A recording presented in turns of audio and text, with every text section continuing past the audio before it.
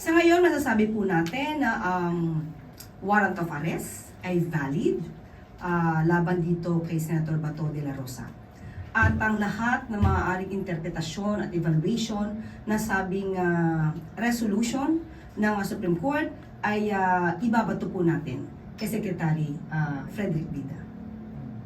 So can you consider him no, ma'am, as fugitive since tumakas sa Senate? Yan din po ang pananaw ng OSG na siya po ay kinukonsidera na fugitive.